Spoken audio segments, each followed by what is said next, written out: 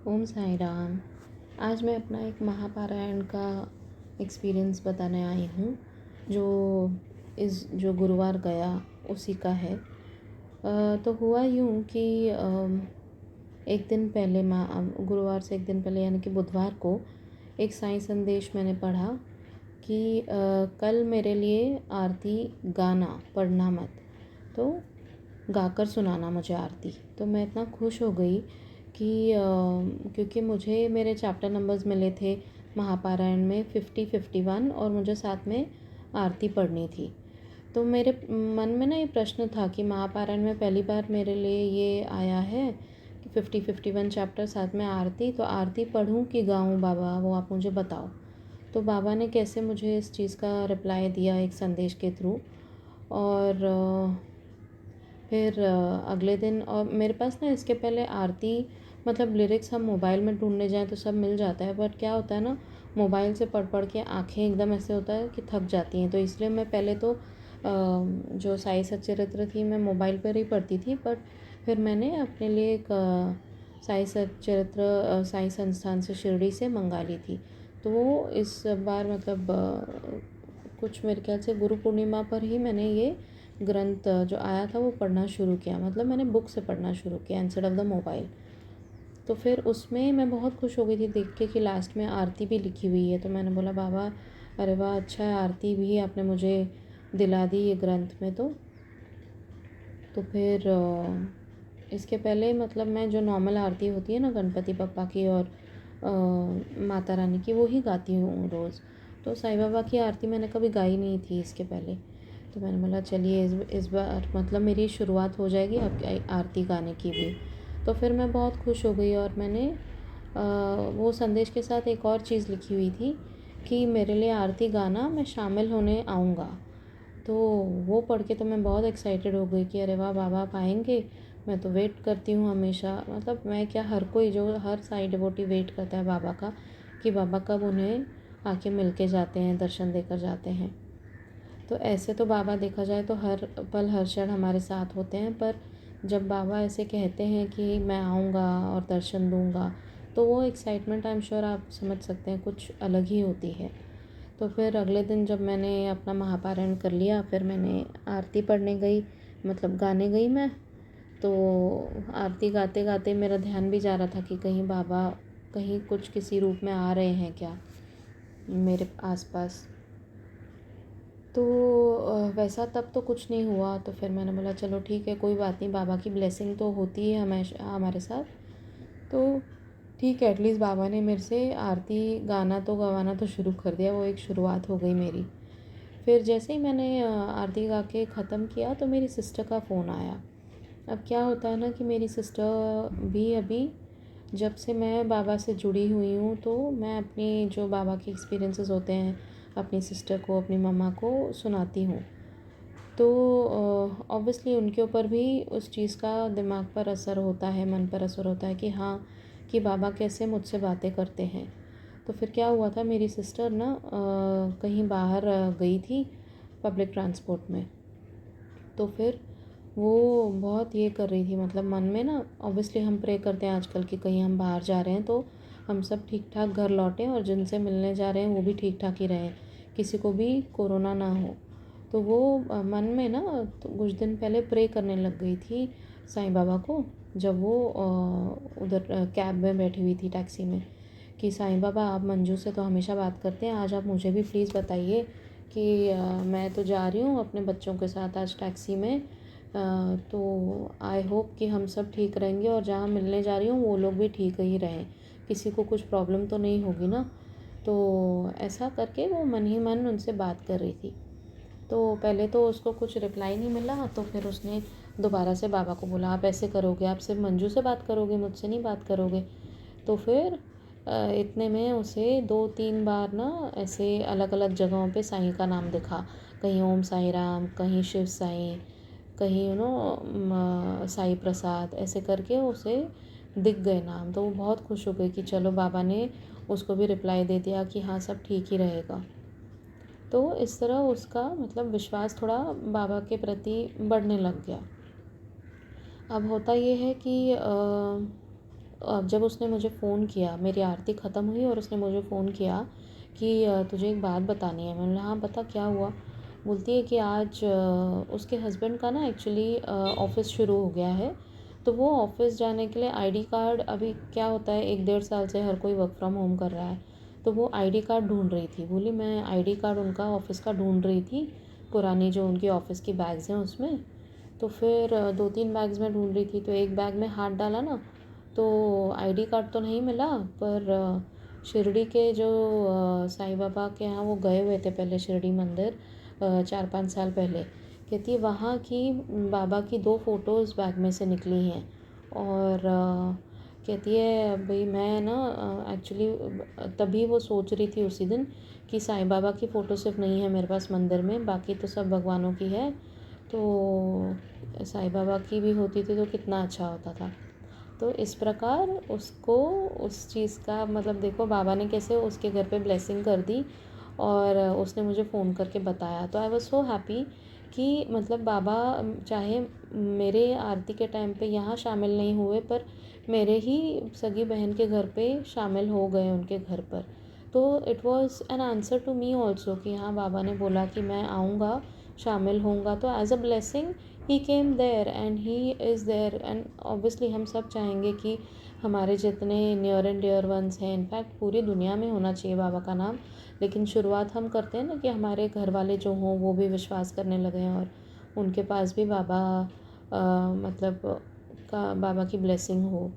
तो इस तरह बाबा उसके मंदिर में भी आ गए। और क्या हुआ था, अभी कुछ दिन पहले उसका बर्थडे भी था, तो मैं सोच रही थी बर्थडे के पहले कि मैं क्या लूँ उसके लिए, क्या लूँ। तो ऐसे ही दिमाग में आ गया कि बाबा का कोई एक फ़ोटो फ्रेम उसको गिफ्ट करती हूँ, डायरेक्ट कुरियर करवा दूँगी अमेज़ोन से बुक करके। तो बर्थडे के पहले ही मैं सोच रही थी, लेकिन कुछ ऐसे हालात हो रहे थे कि मैं बुक नहीं कर पाई थी तभी। सॉरी। और फिर बर्थडे के दिन हम तो मिले नहीं थे बर्थडे के दिन, लेकिन बर्थडे के दिन मैंने उसके लिए बाबा का एक फ़ोटो फ्रेम बहुत अच्छा बुक कर दिया था, जो उसको बर्थडे के 4 दिन बाद मिला। जिस दिन बाबा का ये शाम को फ़ोटो मिला ना, उसे उसी दिन उसको सुबह में वो फ़ोटो फ्रेम भी मिली थी। तो बहुत खुश हो गई कि मैंने बोला हाँ मैंने तेरे लिए ही बुक किया था, और बाबा देख तेरे पास एज अ ब्लेसिंग तेरे बर्थडे के दिन ही बाबा ने वो फ़ोटो फ्रेम बुक करवाया मुझसे, which is like you know blessing to you on your birthday. तो she was also very happy. तो इस तरह कैसे महापारण के दिन मतलब बाबा ने मुझे एक ही answered my prayers and he gave it as a blessing कि मैं हुआ हूँ शामिल, और मैं तेरे बहन के घर पे वहाँ आ गया हूँ। तो I was very happy and satisfied. अब क्या होता है उसी दिन महापारण के दिन मतलब गुरुवार को रात को और शुक्रवार को, अभी गुरुवार को हाँ एक और चीज़ हुई थी, शाम को जब मैं आरती कर रही थी ना, तब मैंने दिए के बहुत सारे फ़ोटोज़ निकाले थे, क्योंकि कहीं ना कहीं मुझे लग रहा था कि बाबा होंगे लेकिन मुझे दिखाई नहीं दे रहे हैं। तो मैंने बहुत सारे फ़ोटोज़ निकाल के रखे थे दिए के, जो मैं बाबा के सामने जलाती हूँ वो। तो वो दिए के फ़ोटोज़ निकाले। अब उस दिन गुरुवार का दिन हम बहुत बिज़ी हो जाते हैं, क्योंकि महापारायण भी करना होता है, अपना रेगुलर पारायण भी, आरती वगैरह सब होती है, एंड फिर घर के काम भी होते हैं। तो मैंने फ़ोटो निकाल के रख दिया था। मैंने सोचा था चलो बाद में ध्यान से देखूँगी फ़ोटोज़ कि बाबा दिख रहे हैं कि नहीं। तो फिर रात को मैंने एक एक्सपीरियंस पढ़ा किसी का फेसबुक पे कि उन्होंने भी यही संदेश देखा था कि बाबा की आरती गाना और भाई मैं शामिल होने आऊँगा। तो उन्होंने क्या किया था, बाबा के लिए आटे का हलवा बनाया था, जो हम बनाते हैं ना ब्राउन कलर का, वैसे सीरा हलवा बोलते हैं, कहीं कहीं शीरा भी बोलते हैं उसको, वो बना के रखा था। और उन्होंने पूरी तरह उसको अच्छे से जो थाली होती है थाली में प्रेस करके रख दिया था, हाथ अच्छे से पूरा फैला के और ढक के रख दिया था। और फिर जब वो बाबा को भोग लगाने के लिए उन्होंने जो थाली ढकी हुई थी वो निकाल के बाबा के सामने रखना चाहा, तो इतना खुश हो गई थी कि उस पर ओम और क्राइस्ट और अल्लाह का वो चिन्ह होते हैं ना, निशान होते हैं ओम जैसे लिखा हुआ, वो वैसे सब 3 बन गए थे। And she was very happy, so I was also very happy कि अरे वाह देखो बाबा अब वहाँ भी शामिल हुए थे, बहुत अच्छा है ये तो, आपने सबको आशीर्वाद दिया जहाँ जहाँ बोले। लेकिन आप मेरे घर पे नहीं आए, आप मेरी सिस्टर के यहाँ पे आए, मुझे बहुत खुशी है, लेकिन आप मेरे यहाँ पर नहीं आए। तो फिर उसके बाद मैं ऐसे सोच ही रही थी, फिर कुछ देर बाद वापस एक एक्सपीरियंस मैंने सुना कि कोई बोल रहा था कि उनके वो तो कुछ टाइम पहले का उनका एक्सपीरियंस वो बता रहे थे कि उनके यहाँ पे बाबा के यहाँ पे जो धूप जलाते हैं ना, वो धूप से बाबा के पैरों के निशान बन गए थे।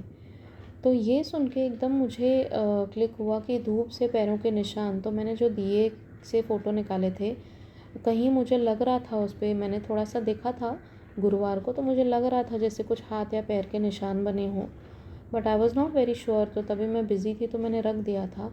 Then I went back and I saw in my this mobile. जब मैंने देखा मोबाइल में, बहुत ध्यान से मैं देखती गई, तो वाकई में दिया जिस प्लेट पे मैंने रखा हुआ था, छोटी प्लेट पे, तो वो दिए के नीचे का जो एक तो जो रिफ्लेक्शन होता है ना, मतलब वो रिफ्लेक्शन, आप मैं फ़ोटो शेयर करती हूँ आपके साथ, वहाँ पर दिखाई दे रहा था कि नीचे की जो लाइट है उसमें जैसे त्रिशूल का आकार बन गया है, और साथ में जैसे दत्तगुरु त्रिशूल लेकर खड़े हैं, ऐसे 3 मुख हैं और साथ में एक और है, जैसे या तो कमल बन गया हो या दत्तगुरु हैं जो त्रिशूल लेकर खड़े हों, ऐसे 4 अलग अलग ऐसे बन गए थे। और जब मैंने अपने हस्बैंड को दिखाया, वो बोले कि ये तो मंजू एकदम ऐसे लग रहा है जैसे यूनिवर्स का हो, और बाबा के प्रकाश से पूरा वो यूनिवर्स जो है ना प्रकाशित हो रहा है, उसकी रिफ्लेक्शन आ रही है, और साथ में ओम बना है और दत्तगुरु का आकार जैसे बन गया है। तो मैं इतना खुश हो गई, मैं बोली बाबा आप तो मेरे यहाँ पर भी आए थे, और मैं ऐसे ही आपसे बोलती जा रही थी कि आप क्यों नहीं आए मेरे यहाँ। चाहे वो मेरी बहन के यहाँ गए हों, लेकिन एक अलग आनंद आता है ना जब हमारे घर में भी, खुद के घर में भी शामिल होते हैं। तो I was very very very happy and I am feeling so blessed कि बाबा जो बोलते हैं वो हमेशा करते हैं, कि जहाँ बोलते हैं वहाँ जाते भी हैं, बस हमें पहचानने की देर होती है। तो बस यही है कि बाबा का हम नाम स्मरण करते रहें, उनके दिखाई राह पर चलते रहें और सबका ध्यान रखें, आपस में प्यार से रहें, बाबा यही चाहते हैं। तो आप लोग भी, अगर आपका कोई महापारायण से रिलेटेड या फिर नॉर्मल भी कोई अनुभव हो तो प्लीज़ शेयर कीजिए। और महापारायण में किसी को जुड़ना हो तो आप लोग मुझसे कांटेक्ट कर सकते हैं। मैं अपना जो व्हाट्सएप का लिंक है नीचे डिस्क्रिप्शन बॉक्स में देती हूँ। आप लोग ज़रूर महापारायण से जुड़िए। बाबा की सेवा है जहाँ पर हमें हर थर्सडे को 2 चैप्टर्स पढ़ने होते हैं जो अलॉट किए जाते हैं हमें। एक व्हाट्सएप ग्रुप में आपको ऐड किया जाएगा और आपको हर थर्सडे के लिए ट्यूसडे को ही चैप्टर नंबर्स मिल जाएंगे कि आपको ये पढ़ना है। और एक और चीज़ मैं आप लोगों को बताना चाहूँगी जो मेरे लिए भी बहुत न्यू थी, जो मैंने कल सुनी एक किसी जो ग्लोबल महापारायण का ही यूट्यूब चैनल है उस पर, कि एक बाल पारायण करके भी चीज़ होती है। अब बाल पारायण में क्या होता है कि बच्चे जो 18 साल से कम उम्र के होते हैं, वो बच्चे हर थर्सडे उनको एक चैप्टर दिया जाता है, शायद उन्हें भी एक व्हाट्सएप ग्रुप में ऐड किया जाता होगा, और उनके लिए एक ये रहता है कि हर every Thursday you get 1 chapter to read और लिसन। जो बच्चे खुद रीड नहीं कर पाते हैं तो उनके मम्मी पापा उनको रीड करके सुना सकते हैं। तो ये बहुत अच्छी चीज़ लगी मुझे बच्चों के लिए भी। और वो जो यूट्यूब चैनल पर मैंने जो एक्सपीरियंस देखा बच्चों का, बच्चों ने एक्सपीरियंसेस डाले हुए थे अपने, कि कैसे उनको बहुत मतलब साईं बाबा आशीर्वाद दे रहे हैं और उनकी पढ़ाई लिखाई बहुत अच्छी हो गई है। मेनली तो सबका यही एक्सपीरियंस था कि हमारी पढ़ाई में मार्क्स बहुत अच्छे आने लग गए हैं, और कोई कोई बच्चे बोल रहे थे कि हम बहुत फोकस्ड होने लग गए हैं, उनका कंसंट्रेशन लेवल अच्छा हो गया है और मन शांत हो गया है। तो अगर किसी को बाल पारायण से भी जुड़ना हो तो आप मुझसे कांटेक्ट कीजिए, मैं आपको वो लिंक दे दूँगी जो वो चैनल पे वीडियो में था बाल पारायण से जुड़ने के लिए। तो बस यही है, महापारायण और बाल पारायण भी मतलब बहुत बाबा की सेवा ही है एक तरीके से, जो आप लोग कर सकते हैं एक्स्ट्रा। तो आप लोगों का भी कुछ एक्सपीरियंस हो तो ज़रूर बताइएगा, हमसे जुड़िए हमारे इस चैनल पर, और साथ में बाबा की लीलाओं का गुणगान करेंगे। Thank you so much. Om Sai Ram.